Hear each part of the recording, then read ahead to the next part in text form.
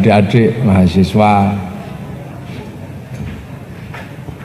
hadirin wal hadirat yang dimuliakan Allah. Ini bulan puasa. Bulan puasa adalah bulan yang dinikmati oleh semua manusia. Bulan puasa ini bulan yang dinikmati oleh manusia, hampir semuanya. Makanya Allah kama kutiba 'alal ladzina min qablikum, seperti kalian sebelum kalian. Makanya puasa ini karena syariat kuno, syariat masa lalu sampai hari ini, maka semua orang kenal puasa. Semua agama kenal puasa. Ini ajaibnya puasa. Jadi yang puasa itu bukan cuma orang Islam aja, enggak. Semua puasa. Apa kok kerudik ya?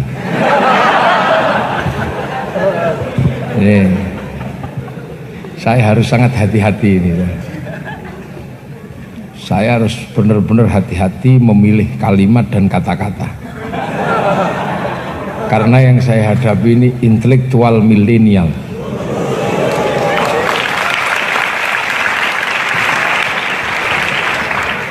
Ini adalah makhluk-makhluk terbaik yang memenangkan pertarungan ribuan anak Indonesia, dan kalianlah yang terpilih menjadi mahasiswa Universitas Gadjah Mada. UGM mesti cah pinter-pinter menangan. Saya tidak berbicara tentang bentuknya ya. Kalau bentuknya sih standar, tapi pasti pinter-pinter menangan. Bukti ini keterima di UGM. Kalau nggak pinter nggak bisa diterima di UGM. Makanya saya harus benar-benar hati-hati milih kalimat dan kata-kata, jangan sampai salah. Karena saya sendiri bukan generasi zaman now, saya ini zaman old. Sampeyan zaman now ini, anak milenial. Milenial itu ya kayak sampean ini. Makanya saya hanya mengingatkan kepada anak-anak milenial bahwa makna kama kutiba 'alal ladzina min qablikum bisa kita kaji secara arkeologi pengetahuan. Bisa kita kaji.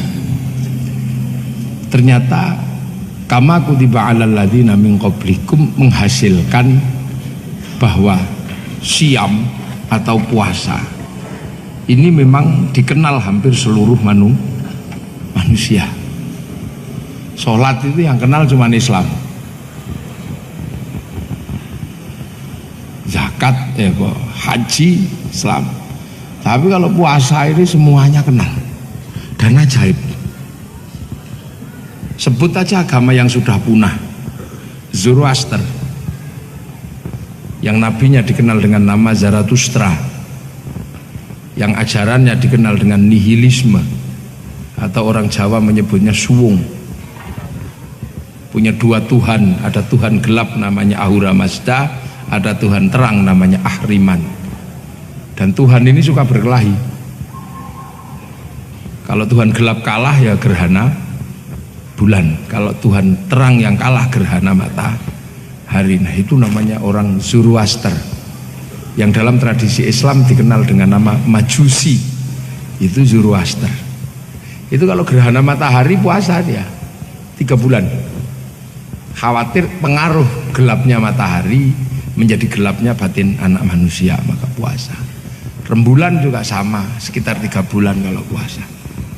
Cuman agama Zoroaster atau Majusi ini punah ketika raja terakhir orang Majusi yang ada di Persia masuk Islam, namanya Rustum. Raja Rustum masuk Islam karena diislamkan sama Sayyidina Ali bin Abi Thalib, sehingga Raja Rustum mengambil menantu Sayyidina Husain. Lahirlah Sayyid Ali Zainal Abidin.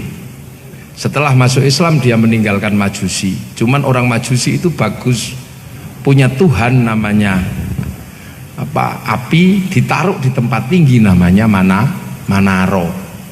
Nah begitu masuk Islam apinya dibuang, manaronya ditaruh di depan masjid. Akhirnya masjid Persia tanpa api punya manaro. Akhirnya hampir seluruh kaum muslimin melihat tren di Persia ada masjid punya manaro, kok bagus, semua pengen bangun manaro.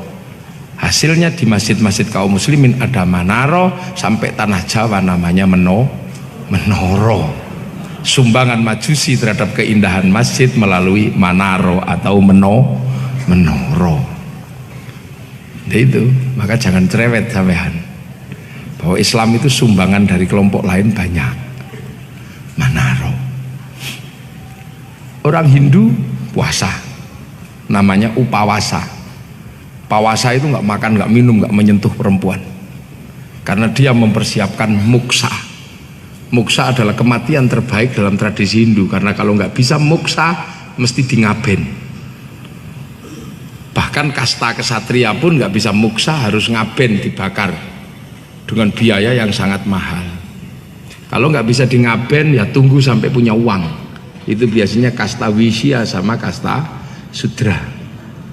Nah di bawah kasta sudra itu ada kasta paria, kalau mati nggak ada yang ngurus karena pengemis. Apalagi di bawah pengemis ada kasta namanya kuca, copet, tukang ngentit bansos,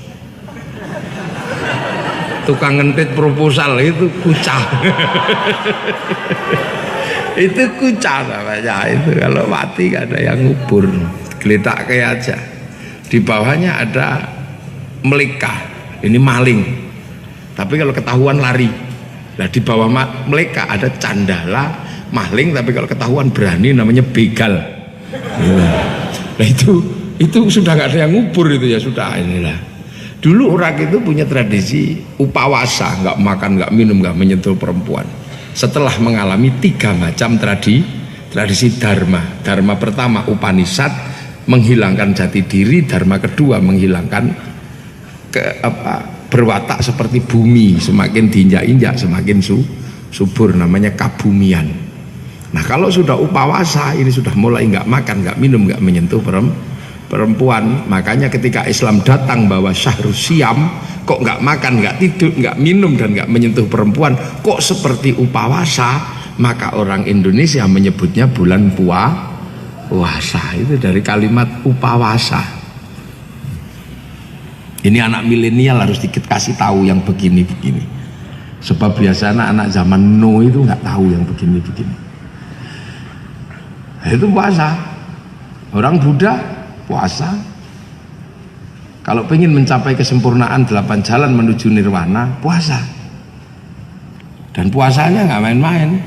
Bawa pohon bodhi, tidak pakai batik, tidak pakai celana dalam, cuman pakai kain selempang gitu aja, sampai menemukan kesempurnaan.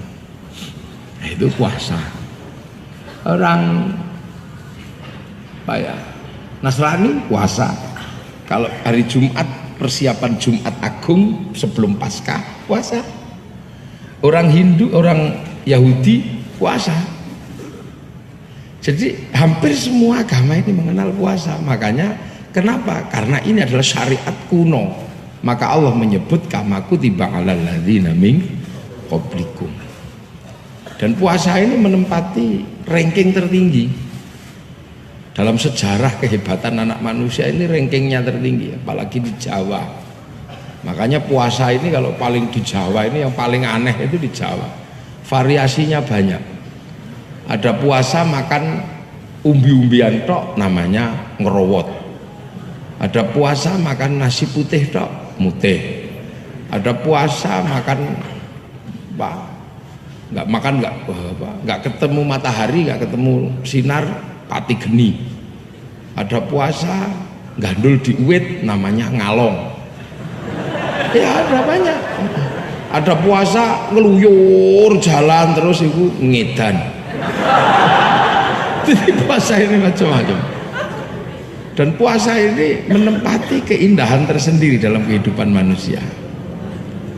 Hajat-hajat besar itu pasti temennya puasa.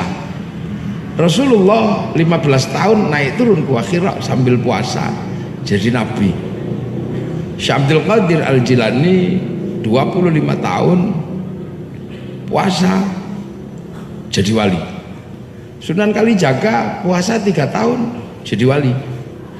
Sunan Geseng puasa 3 tahun jadi wali. Baca ya hayu ya qayyum walaupun keliru ya kayu ya ka. Makanya puasa ini jadi menempati cerita tersendiri. Ki Gede Pemanahan itu waktu minta izin Sunan Kalijaga untuk buka hutan, karena bertanya di manakah hutan yang bisa saya tempati untuk membangun kerajaan baru. Sunan Kalijaga mengatakan nggak ada, karena hampir semua tempat sudah dipakai, tinggal ada 5 tempat setan. 1 Alas Purwo Banyuwangi, tempat setan kedua Alas Roban, tempat setan ketiga Alas Larangan Cirebon, tempat setan keempat Alas Ketonggo Ngawi, nah tempat setan kelima Alas Mentau Merapi. Ki Gede Pemanahan milih saya Mentau aja, maka disuruh puasa 20 tahun sama Sunan Kalijaga. Akhirnya mengambil tempat puasa di Bang Lampir Gunung Kidul, 20 tahun tirakat puasa di sana. Akhirnya buka Alas Mentau, menjadi punya anak namanya Sutowijoyo, mendirikan kerajaan Mataram. Akhirnya kerajaan Mataram dibagi 2 sama Belanda, Jogja sama Solo. Jadi pada waktu Giyanti, yang Jogja akhirnya dibagi 2 lagi, Hamengkubuanan Pakualaman, yang Solo Mangkunegaran Kasunanan, dan kita menempati yang Hamengkubuanan Ngayogyakarta Yogyakarta Hadineng. Jadi diem-diem kita ini menempati tempat barokahnya orang puasa. Sampean ya puasa. Ki Ageng Pengging puasa 7 tahun, pengen punya anak, bisa mendirikan kerajaan, punya anak Joko Tingkir jadi raja. Di Jogja ada ibu-ibu pengen punya anak jadi raja, bukan turunan raja, maka sama tetangganya paling juga raja ketoprak. Tapi nekat ibu ini puasa 9 bulan saat hamil, namanya Ibu Sukirah. Loh gitu, itu ya diberkahi Allah, punya anak laki-laki jembluk, kasih nama Soeharto, itu jadi presiden 32 tahun. Ini jadi puasa ini menempati grade-nya yang luar biasa. Loh makanya orang dulu itu kalau pengen punya hajat agak besar dikit puasa.